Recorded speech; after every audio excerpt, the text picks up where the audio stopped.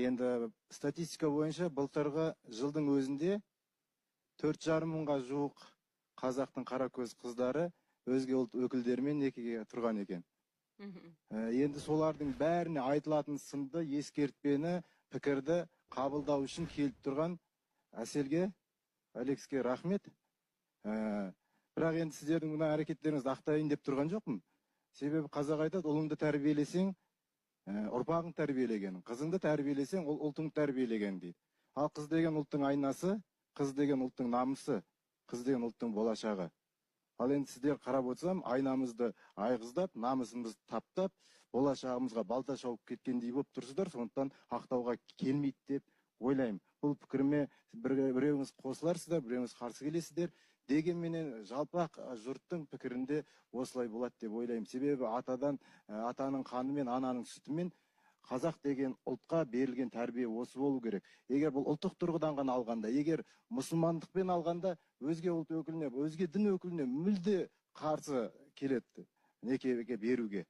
Сондықтан да болашақ сіздің ұрпағыңыздың діні қандай болады, тілі қалай болады, дәстүрі қалай болады? Бізге қазақ үшін не пайда осы сіздің некеден сонда? Қандай пайда болады? Бұл тек қана құлқынның қамы ғой, ұлтымның ары емес, құлқынның қамы үшін ғана жасалған нәрсе. Егер де Алекстен бөлек қазақтың да небір тамаша әлекелері бар ғой. Сіз енді бір-екі рет мүмкіндік берген шығарсыз, жігіттерге айтып отырсыз ғой, бір-екі рет болған.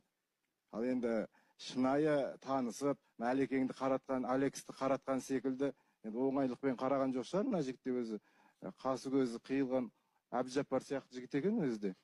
Сондықтан да біраз әрекет жасаған шығарсыз. Тура сол еңбекті қазақтың жігітімен танысқанда, жақсы жағымен көрсеткенде, қазақтың да мықты жігіттері сізге жар болатын еді. Мен енді қазақтың қыздарының өзге ұлт өкілдеріне тұрмысқа шығуына түбегейлі қарсымын.